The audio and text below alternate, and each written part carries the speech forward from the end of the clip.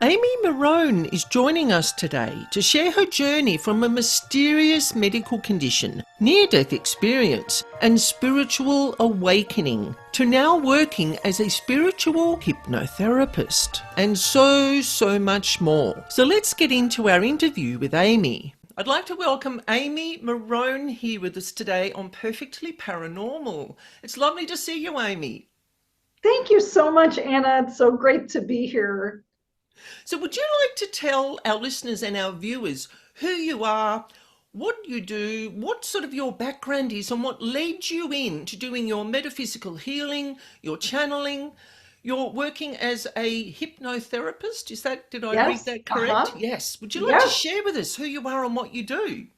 absolutely, Anna. Thank you. Well, I'd like to back up or rewind to the beginning of my journey because I think it's an important one for understanding how I ended up doing what I refer to as spiritual hypnotherapy. And I'll explain a little bit further into our conversation uh, the differences between mainstream hypnosis and spiritual hypnosis because it is different. At the beginning of my journey, um, if we take a look at the years before I studied hypnotherapy and opened my practice, 10 years ago, this February, I was working in mainstream employment. I was a rehabilitation counselor working at a pain management clinic, specifically with injured workers. And there was a period of years, 5 years to be exact, where I became progressively sicker with a mysterious illness of unknown origin. And during that 5 year time period, Anna, I was experiencing progressive levels of chronic fatigue, chronic pain, deep in the muscles of my body. I was experiencing flu like symptoms that seemed to get worse as the day went on, right? So my energy tank was being drained throughout the day. And by the time I got home from work, I was not in good shape, was barely able to function.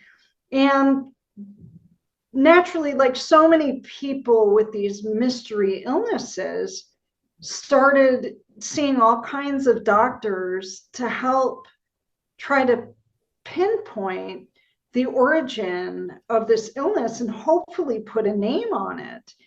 And um, and again, I'd been suffering for years. A lot of doctors were brushing it off. I would show, Epstein-Barr virus and other viruses in my system. But every doctor's like, Amy, this is going to fizzle out. This is no big deal. You're just going to be really tired, and then eventually it's going to go away. But it never went away. It got worse. And then it seemed to be that I would get these infections, mostly in my lungs, that not only did they not go away, but they seemed antibiotic resistant. And so I began to understand that something was happening with my immune system. I started plunking all of my symptoms, as most of us do, into Google and seeing what it spits out. And lo and behold, it pulls up the profile of this doctor in Michigan. Now, I'm in Seattle. This doctor's in Michigan. All of my doctors here have washed their hands of my situation. Nobody has any helpful suggestions. And now at this point, right, I'm seeing alternative medicine doctors, naturopaths, acupuncturists, all the things, trying everything, and um, no answers. So I actually took on the responsibility of reaching out to this doctor in Michigan. His name is Dr. Martin Lerner. He's since passed away. Harvard educated man.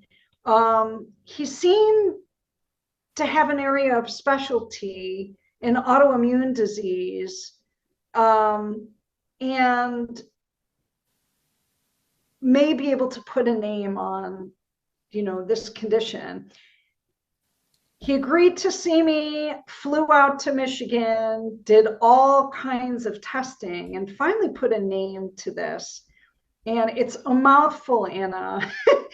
It's people who have this. It's more rare, although I wonder sometimes how rare it is, because I think that people have had this for a long time, but now, medical science is finally catching up to this. It's myalgic encephalomyelitis. That's a really, I know. It's like sometimes I have to slow down, a lot of syllables in there. But basically, if I were to break it down, it's inflammation of the brain and spinal cord, and it's severe muscle fatigue. It's my understanding now, from everything I've read and all the work I've done to educate myself, the cells of my body are misshapen and they can't carry energy. And so thus, one of the overarching symptoms associated with ME is post-exertional malaise. So, the best way I can describe what I have is every morning when I should be refreshed, right? If my autoimmune system was functioning correctly, I would wake up feeling like I had a full tank again of energy. But every morning, the problem was I was waking up exhausted, and it felt like maybe at best I had a quarter of a tank of energy. And it wreaked havoc on my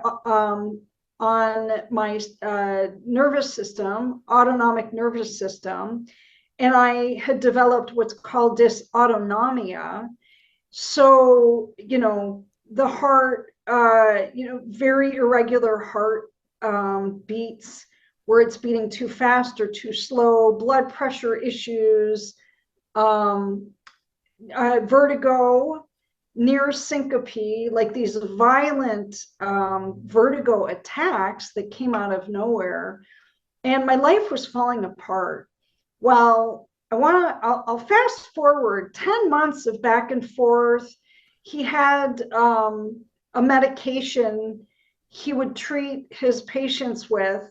It was high levels of antiviral medication.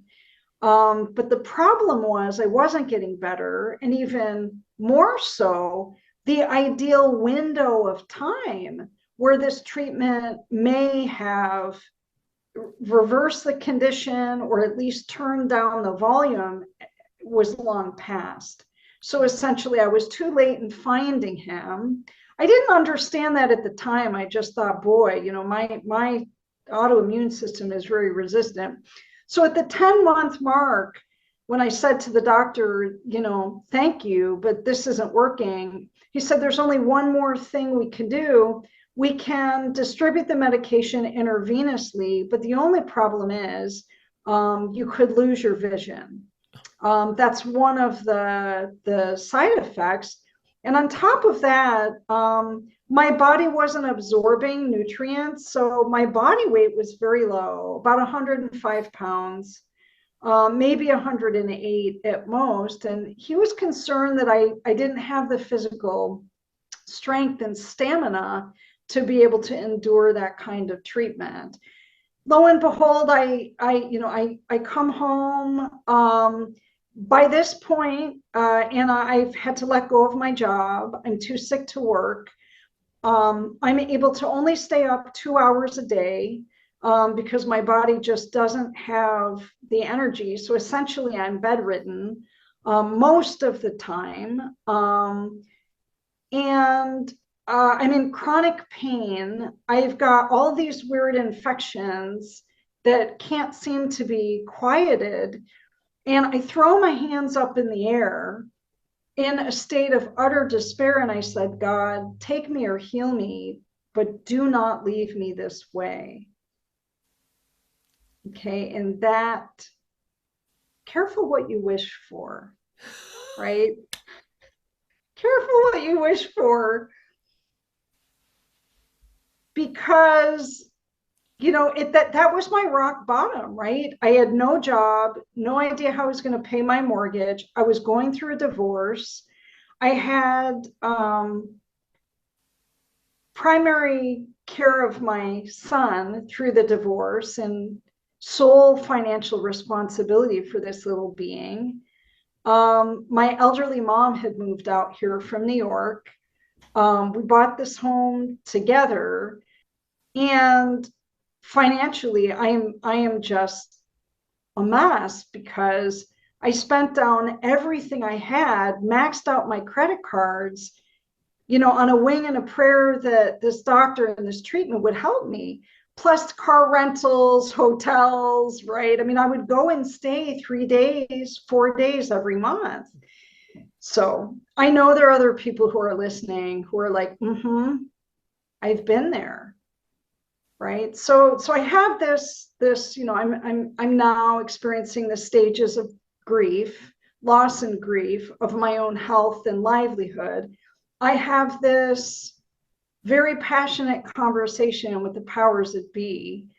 And I really am preparing to die because there's no answers, and I'm done. I Again, it's a very sad, heavy energy. One night I go to sleep, I'm alone, my soul leaves my body. What I experienced as my soul left my body and crossed that threshold into the higher realms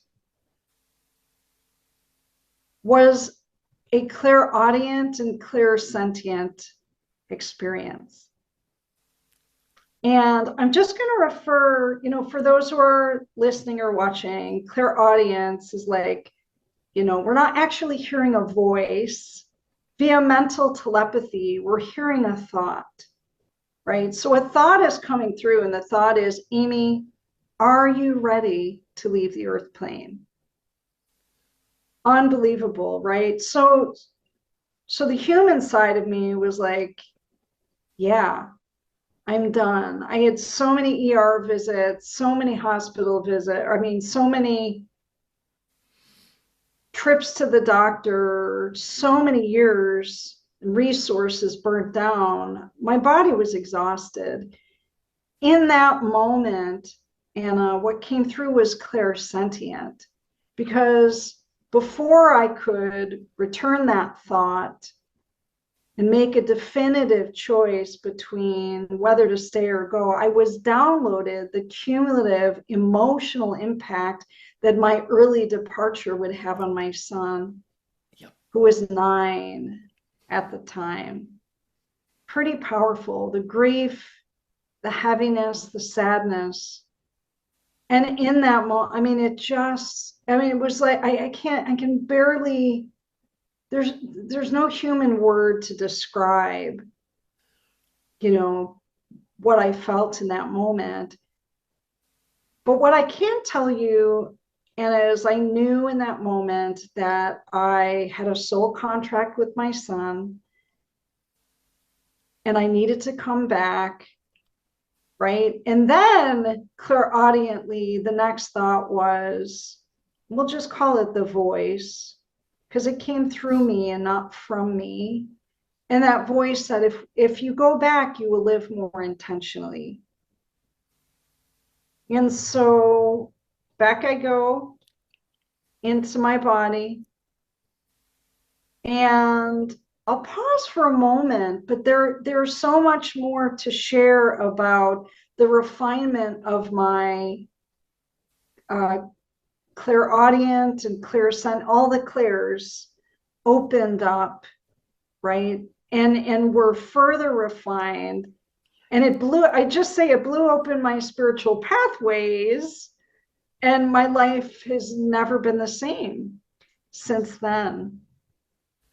Do you think you needed to have that experience? Because I'm listening to this going, they're putting a stopper on you. They're really putting a stopper on your life because you're not following the life that the higher powers, God, whatever you want to call it, what they've got Mhm. destined for you to do Yes, for other people in humanity, completely. you're not Yes. following it. So they're like, Yeah. bam, we're going to shut her down right till she Yep. gets to that stage where she's so rock bottom. Yep. The only way you can go is up. And you're going up Yeah. with God now for the Yes. work that you're doing. Yes. It's just amazing. It's just amazing. Yes. And you're such a light-hearted, happy person. Like, I don't know you Mhm. very well. We've only just met, Yeah. but I really Uh-huh. feel aligned with who you are and your energy and the way you talk Uh-huh. about your life. It's going to Yeah. inspire so many people to go, when you hit rock bottom, why am I here? Oh, maybe I'm not doing what I should be doing. And then you just ask them. I just call them management because who knows who they are. Yes, that's You just right, Anna. ask, That's beautiful. what do you want me to do? What direction do you want me to take? And then it will be shown through various sort of, Yeah. social media, friends, books, whatever. But what Uh-huh. a powerful experience you went through to get where you are. Hmm. Oh, thank you. Well, Anna, the path then becomes even more mystical and magical as the days unfolded following that near-death experience. I was walking down the hallway of my space down here, and again, clairaudiently, I hear you will go back to school, which was crazy because I know some people have near-death experiences and it leads to the restoration of their physical health, right? They avert death and, their health is restored. Not the case for me.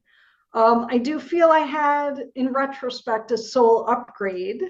So it was a sort of soul healing. But certainly I was to bring back to earth these physical challenges, which would also be a way that spirit would inform me, and speak to me through my body and some of my physical ailments. I always say, the weaker the body, the stronger the soul.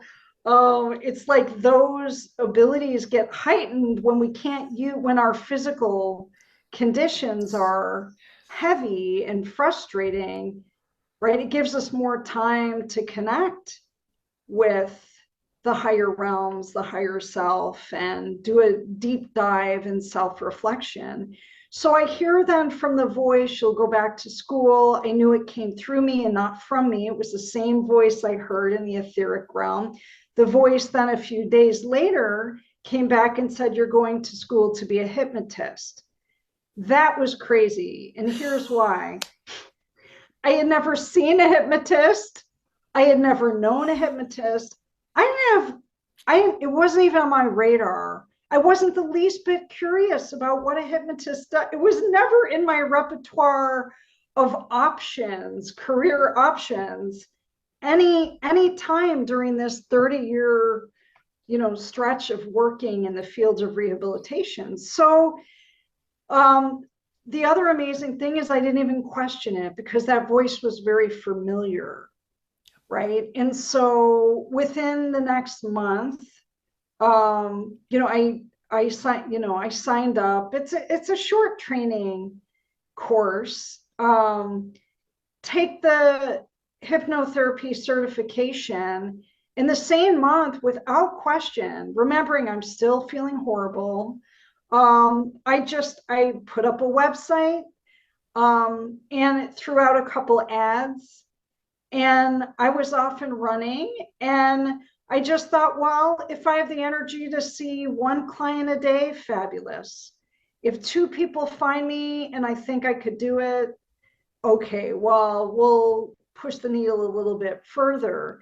And in the early days, Anna, there were times people came to my door and I was like, oh, how am I going to do this? I physically don't feel well. And don't I hear the voice of spirit say, wait, all you need to do is allow our energies to move through you, Yes. That's where I was right? going with this. I was going to go, we don't Yes. actually do anything. We are the channels Yeah, for higher completely. realms, realities, God, Jesus, Yeah. whoever it is that comes through us to do this work. We're the physicality in this this earth's reality to actually do the work. So well done, because you've worked through the pain to do this work. Oh, well, and what's amazing, and Anna, maybe you can share some of your experiences or experiences of other light workers you've worked with. What happens is, we choose this modality, but spirit's not done, right? So I No. call this mediumship and unfoldment. So here, I hang my shingles, so to speak, as a hypnotherapist, but in reality, that is not what I'm doing. I'm borrowing some of the tools, but now, right, as soon as person one sits in the chair, energies are moving through me, spirit is whispering in my ear, right? And so now you're doing this, it's amalgamation of all these gifts of the spirit, right, interwoven into our work. So now we're doing trance healing, we're doing mediumship healing. There's just some spiritual coaching because spirit's whispering in our ears, ask them this, right? Or sending signals up and down our body when somebody says something that you and I need to poke into a little bit deeper, right? Because now it becomes a fluid communication, right, between the practitioner or the helper healer, light worker, whatever you want to call us, right? It's not a title, it's a frequency. It's not a title, right? And so it's been year after year after year of spirit layering in more sophisticated tools, higher energies, different inspirations.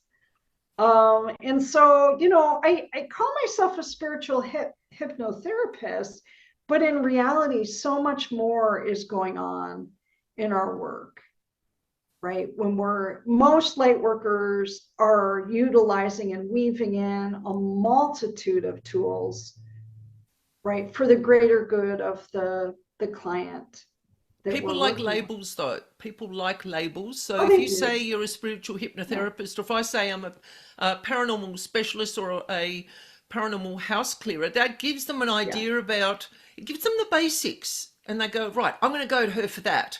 But they've got other plans as to why they're coming Yes. to see you. But they don't need to know that, because sometimes people get frightened, or they're a bit fearful or a bit dubious or skeptical. If you say you're a psychic or a medium or you work with clearing spirits or whatever, people get, Right. it's because there's so many frauds and fakes out there that rip Oh, people off. sure. People are a bit like, I don't know Yeah. if I'll go and see her. But that title Totally. gives you that doorway in with people, Mhm. and then you can share everything else with them. They have Sure. mysterious ways, these helpers we have. They have mysterious Oh my ways that they goodness. work, don't they? They do. They do. Well, and it's interesting too, Anna, as you're talking, it touches on some other, thoughts or experiences I have. When you come out of the closet Oh, as yes. a medium or a paranormal specialist, sometimes you get what we call in the real estate world the looky-loos. The people are almost too fascinated by what you do, and they don't actually know why they're reaching out to you. They don't necessarily respect the deep therapeutic work that can be done with these gifts of the spirit, right? But then on the other hand, we could get people who subconsciously maybe have a little bit of residual spiritual or religious dogma that prevents them from testing the upper limits of their own gifts. And so, we sometimes end up in this conundrum.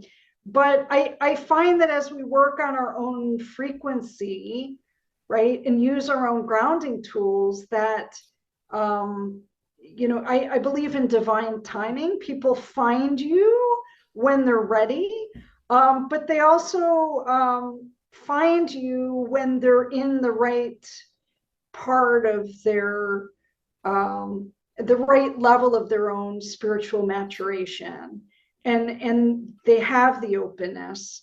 to be able to allow practitioners like you and I to do the deeper work and to use all of these different tools in conjunction. So, but there's a balance there. And it is an interesting process of attracting, the ideal kind of client for the work that we do. That's always difficult. I get a lot of, and please, people, don't take this the wrong way. I Sure. sometimes get a lot of people that I call the paranormal junkies. Yes. Yes. So, I Uh-huh. mean, I am a confessed, I am a confessed paranormal addict. I live it, I breathe it. Uh-huh. I have for probably at least 40 years of my life, and I'm 57 at the moment. It is who I Uh-huh. am, what I do 24 hours a day. I just live the paranormal. But I Yeah. channel it into work Mhm. to help others. Yes. So it doesn't Yes. keep me awake at night. It's not an addiction where I have to keep getting a fix, because I mean, well, truly, I'm getting a fix every minute of every day, because Yes. that heightened energy, for me, it's Yes. working with the lower vibrational beings. Not all the Yeah. time, it is spirits as well, but I have a fascinated understanding with them. But people don't understand that when you have these paranormal addictions, it can take Mhm. over your life. So I Oh, work with completely. clients, and I keep it very professional. I don't do the friend thing, because sometimes people want to be friends and then it becomes way too complicated, too complex, and I just Hmm. can't cope. I'm very solitude based a lot of the Hmm. time. But a lot of Sure. people have that paranormal junkie sort of addiction, and that's what Yes. attracts the entities to them, because you're pumping Sure. out there that you want to connect or want to understand demons. They're going to come to you because that's what you're Yes. putting out Yes. there. Oh, So, that's interesting. Wow, what an interesting perspective oh, and yes. very perceptive. Yep. Well, it's interesting because my fascination is with high frequency energies in the form of like angels and spirit guides. That's the Jesus and the Buddha, and these beautiful Native American spirits, but and also too these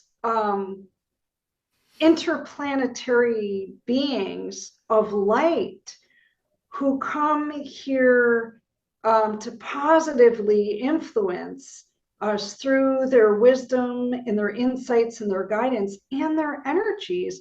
So I share your leanings toward a life of greater solitude than most, because I sit a lot during my day and have these very fluid two-way conversations with the spirit realm. And I almost think, so when I say, I laugh when you say junkie, because I was at a mediumship conference back in the spring.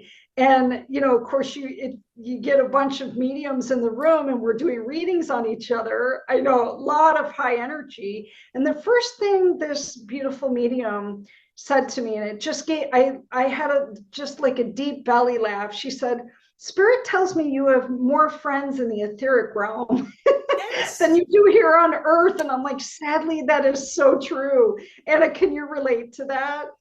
Oh, More absolutely. connection to the spirit realm than with humans. They're much Abs- more interesting and dynamic.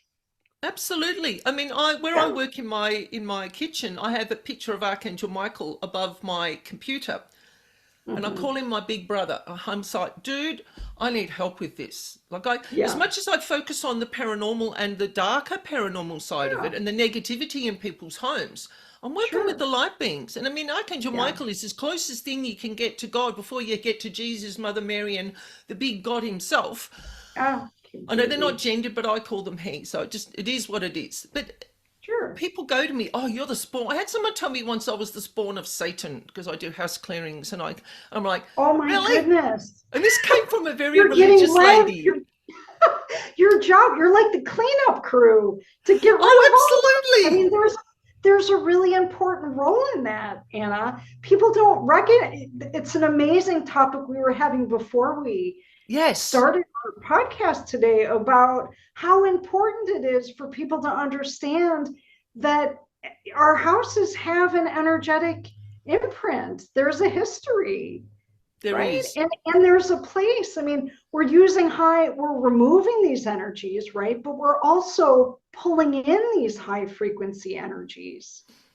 And that's a really, really important thing, I think, for people to understand. We're working with angels, and we're working with light beings and people or these souls or energies from these higher frequency realms in this work. But some of that energy needs to be cleared out, all of it, right? So that it creates emotional harmony and harmony in people's mental health, Yep. right? Your space should feel like a sanctuary.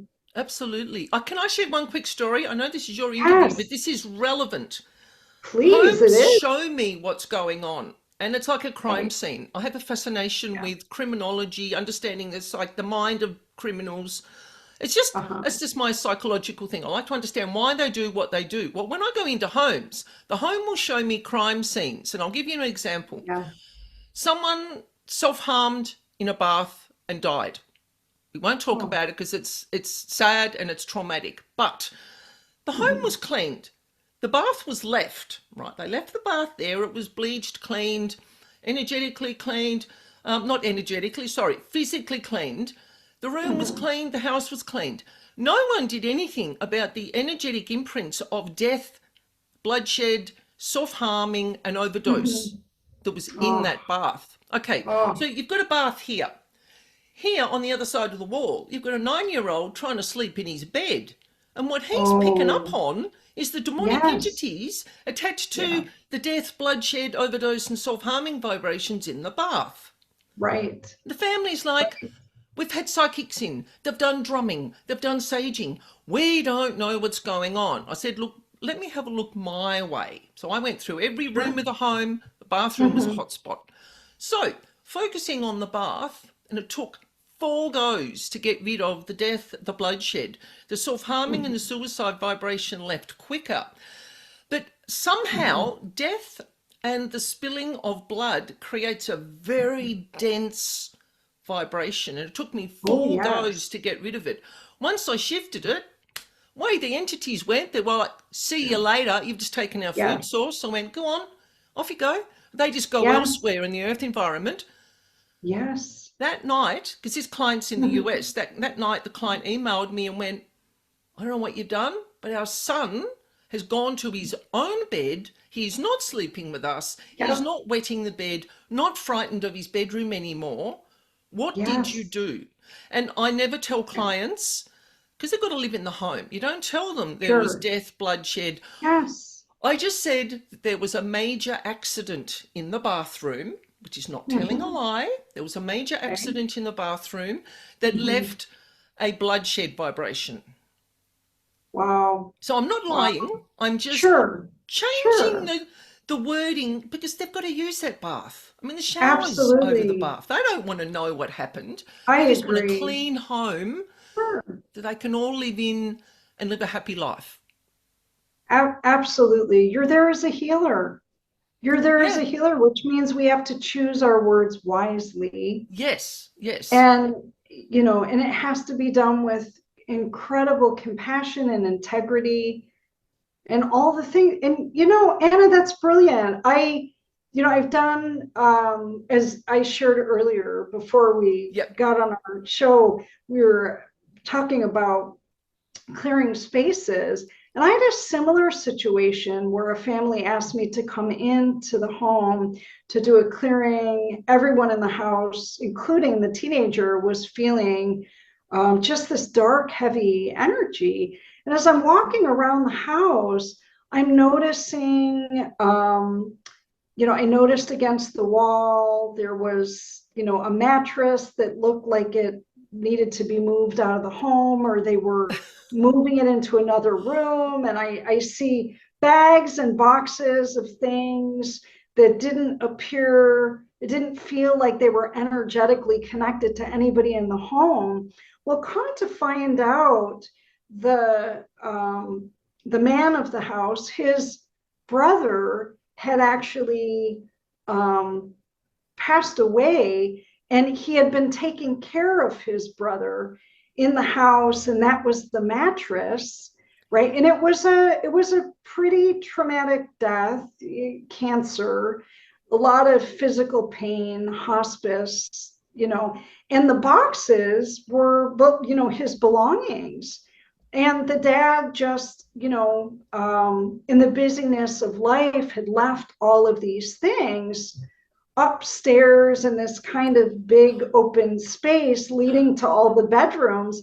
And the teenage daughter can't sleep, and she's hearing noises, and she's feeling like she's being watched, and right, because the trauma of death Mm-hmm. and that whole experience left a huge energetic imprint in the home. First thing I say, of course, right? And there are, obviously I don't have to dampen my delivery, because this was their energy that, family member brought in. So, no mystery there, but just sharing with them, like, hey, it's time to say goodbye to these things, get rid of these energies. And so much like you, right? Then the teenager is sleeping, the house feels light, neighbors stop, whispering during parties or leaving early, or, bringing up these uncomfortable topics of feeling like the house has a heavy energy, right? And I have so many stories as you do. I had another experience, Anna, where I was clearing a house, and I got a call from a gentleman who said, Amy, I got your name through a friend of a friend. I hear you do clearings. Just so you know, I'm renting this beautiful house. It's really off. I'm so afraid to stay in the house, and I'm calling you from a hotel. And I refuse to move back into the home with my child until you clear this. So clear the house. I meet him there. And this was the first time, Anna, this had ever happened in my history of clearing. Spirit comes in and says, Amy, he's projecting his unhealed trauma into the frequency of the home. And yes, there were pieces of artwork. It was a gorgeous, gorgeous home, but it, aesthetically it was beautiful, but it carried a really, really oppressive energy. So Spirit said, yes, you'll clear the house, but your job isn't done until you do some trance healing on this gentleman. So I had never met him before. I said, this is really strange, but I'm going to need you to lay on the couch and I'm going to bring you into a deep and he was kind of covered in tattoos, and a little bit he had a commanding presence to him that felt a little on the darker side. But by the same token, I felt the presence of spirit and angels. Did a clearing on him. Trance healing cleared the house, gave him the pep talk of how to maintain an energetically clear house. And the next day he sent me an email and said, Amy, I slept like for 12 hours straight. He hadn't slept. I mean, he was in complete fight or flight. So, this work that we do on people and their houses, because we're doing both. Yep. Right? Just to be clear, you're healing as much the inhabitants of this space as you are the energies. It's all interrelated. So Anna, I'm glad that you brought up that topic, because it's a fascinating topic. And I wish we lived in a world where people were more open about the impact of, energies in homes on their mental health and their sleep patterns. Insomnia, night terrors, those kinds of things. Not to mention, things that we can hear. I'd love to compare notes. This is a really fun, great conversation. Sure. The number one reason that people call me, Anna, and I want to compare notes, right? We live really far away from each other. I know you do this work virtually. Most of mine are in person, sometimes virtual, but the number one reason is knocking. in a pattern. It's like the same time of the day between 4 and 6 or 8 and 9 or 2 and 4 in the morning, boom, boom, boom, or footsteps or voices. And of course, to most humans, that's very unsettling and very scary. So that would be, the reason that people would call me. Or, as you mentioned, they're aware of, someone died in the home. Yep. And they just feel a heavy, unsettling presence.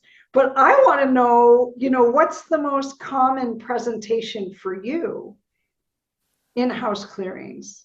Quite often it's children that can't Mm-hmm. sleep. I get a lot of parents Ah, that go, it's funny because the parents are like, I don't believe in what you do, but I've tried yeah. everything else and you're my last resort. And I went, that's Yes, yes. fine. I prefer you to Right, do all the debunking, to look at right. what the issues might be in a rational way. And then there's only got to be energetic. Once you've done all the debunking Yeah, physically, it has to be an yeah. energetic issue. So what you were talking about firstly Uh-huh. is more like residual haunting. When you get, it can be Right. demonic with a knocking, with the Sure. 3 knocks can be, they like to make fun of the Father, the Son, the Holy Spirit. So they'll knock 3 times Yeah, because also yeah. too, that's what people expect because we've been trained to expect that through all the paranormal movies that demons always Oh, knock that's and everything's done interesting. three Yeah, times. So it's in yeah. people's brains. But Uh-huh. sometimes when there's footsteps, I mean, there's rustling in the kitchen, in the cupboards, and things like in the movie The Sixth Sense, where the young Yeah, boy comes out. I don't know if you've seen that movie with Bruce yeah. Willis and the little Yes. boy in the kitchen, and he turns around and he leaves the room and comes, and all the cupboards are open because that's a residual haunting of someone that had passed in that place, and they're just going Sure. through their patterns of what they Right, did when they were alive.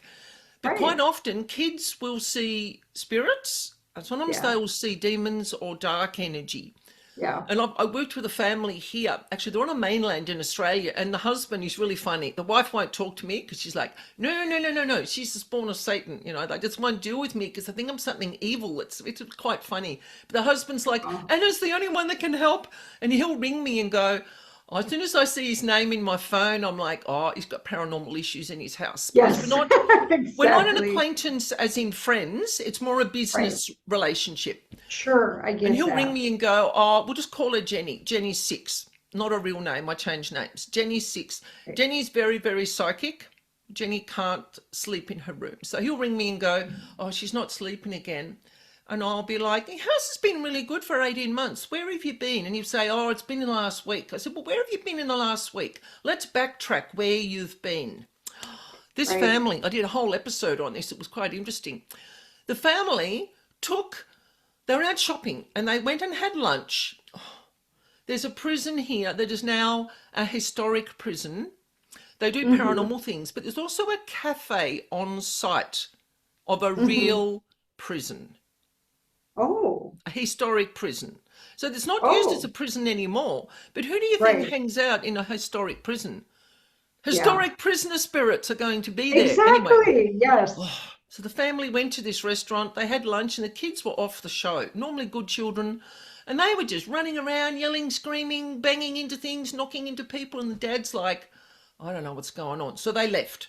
A week later, it's Mhm. still happening, but it's in the home. Kids can't sleep. Oh, They're fighting. They're oh, arguing. This is the 6-year-old and a 4-year-old brother.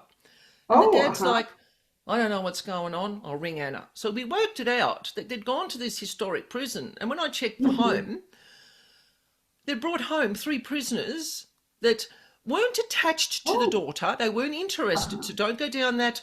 I don't want people to go down that, oh, they're interested in the daughter. Literally, they saw her psychic light. They felt her Oh, energy, saw her psychic light. mhm. And I assumed when I spoke to them, they were like, well, she can help us. I went, she's 6 years old, dudes. She can't Yeah. help you. Do you want to go to the light? Nah, he won't have me. I know where we're going. We're going downstairs. And I went, no, you're not. You will go into the Mhm. afterlife waiting room where you will have to go to whichever door it is on the right hand side where you go and work on yourself before you get the Yeah. ticket to go into the afterlife. And they're like, so we're not going to hell. And I went, no. People don't go to hell. That's the devil's headquarters where they deploy their armies to go out and do whatever they do. And they're like, Yeah. okay. So this house is on the mainland of Australia in Victoria. So I'm talking to these three prisoner spirits and they were quite respectful. They're like, she can see us. So they're talking to an adult, which is fine. I said, you can't go to a child. She doesn't know what you want or who you are. She's just going to get overloaded.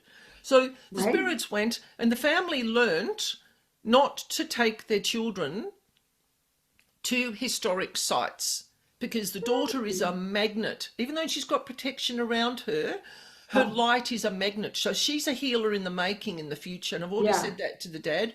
Don't be surprised if she wants a metaphysical type career doing whatever. Support her in that because that is her path.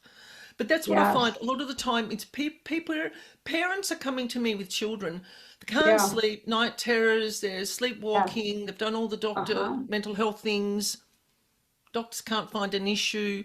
So it's children. Children is usually for me, and the kids see demons. They talk about them. They go, I'm seeing these black shapes, and the parents tell me, and they're like, I don't believe in this. And I went, that's okay. You don't have to believe in this for me to be able to do the work for you. Sure, sure. Well, and Anna, I'm curious, when you connect with these spirits, is it mostly clairaudiently, clairsentiently? Can you see these spirits clairvoyantly? I mean, what is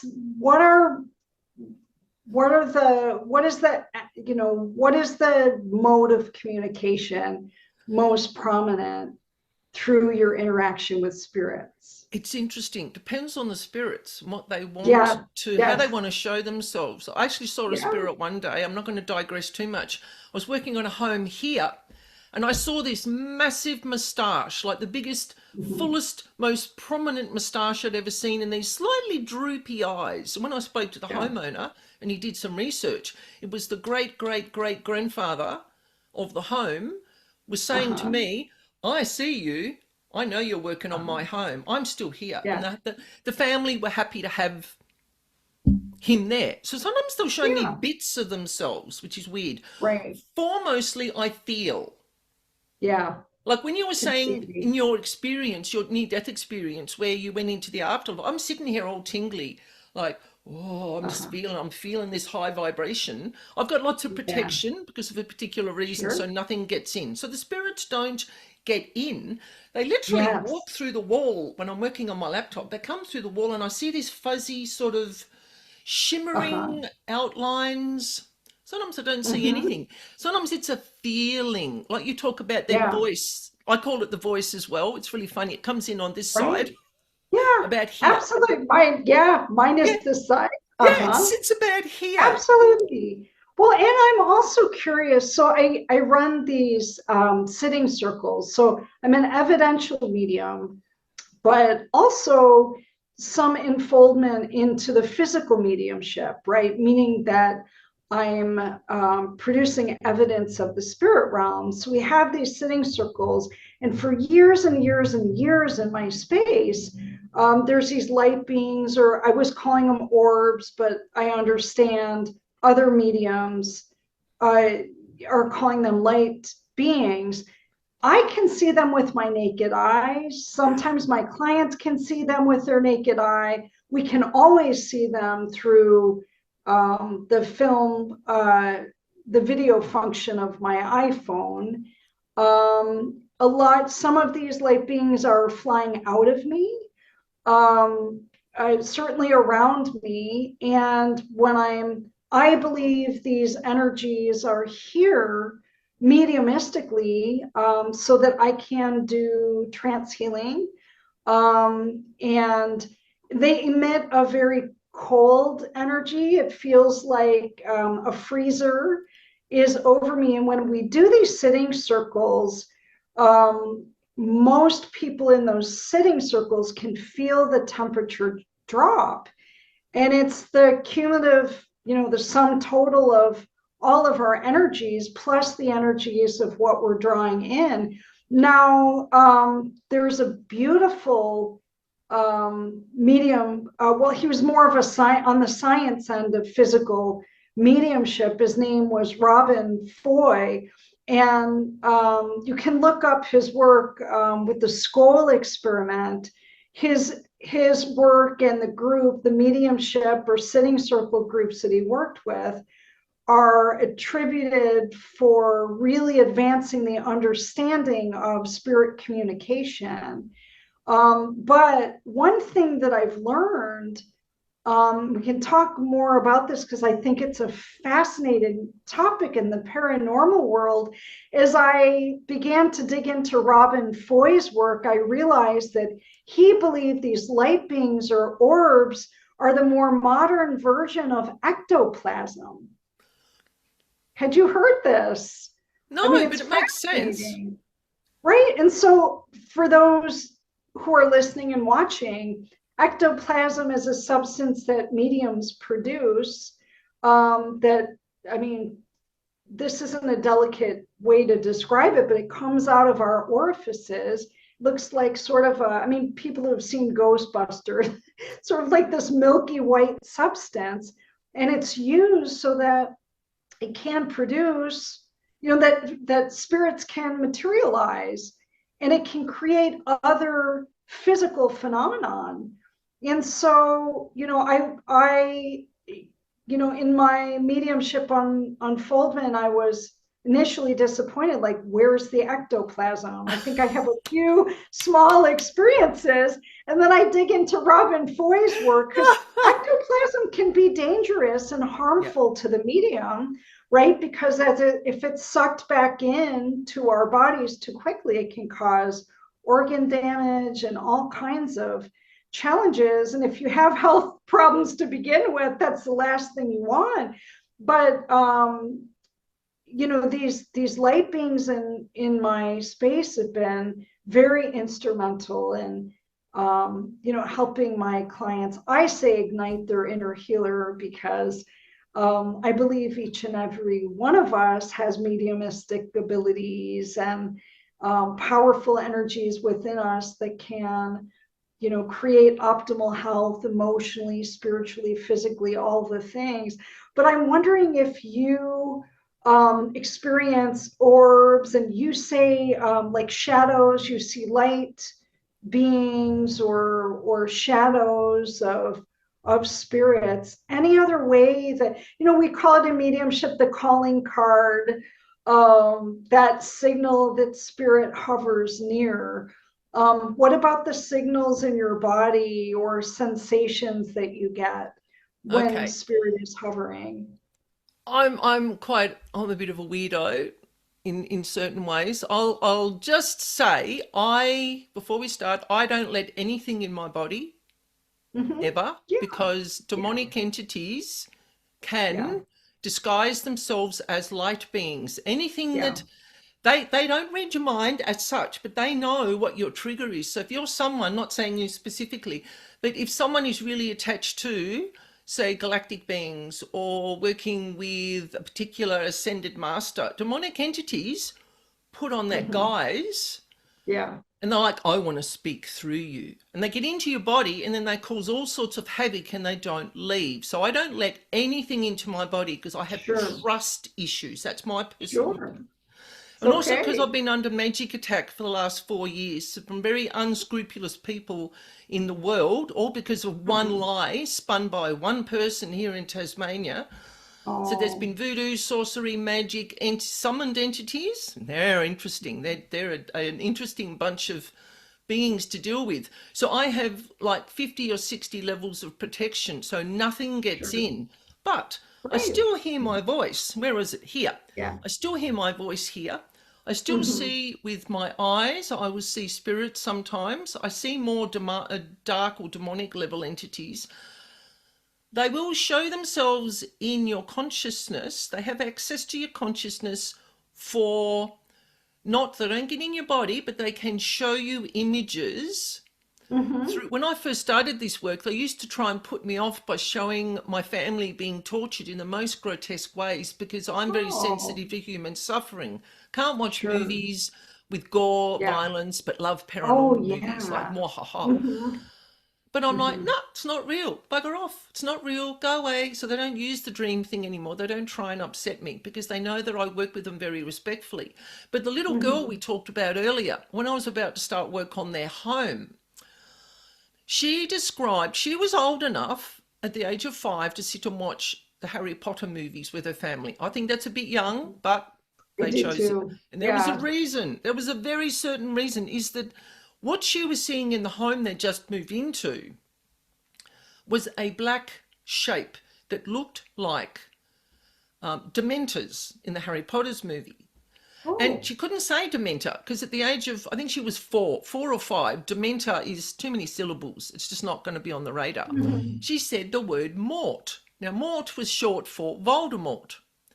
Oh my. Yes. Yeah. So when the father told me that, I went, I know what's in your home. And as I was about to start the work, and I'm sitting in front of my laptop, and there's a window here, so my kitchen runs that way. I see this very tall, black, wavering shape that Hmm. appears just as I tune into the floor plan of the home. And I Hmm. pointed to it and I went, I see you. There is no harm. You will not be harmed in any way. You just need to move Hmm. house. And it Yeah. stood there and it wavered and it wavered and it stood there like, some sort of oogie boogie monster trying to frighten me. And I went, it doesn't work. You just need to move house. You've got 3 days until I'm finished this job. And by the end of Yeah. those 3 days, there'll be no food left for you, no vibrations that you're interested in. Hmm. You'll need to go. So I see them Yeah. with my physical eyes, usually peripheral Hmm. vision. Sure. Yes. Isn't Yes. that interesting Mm. that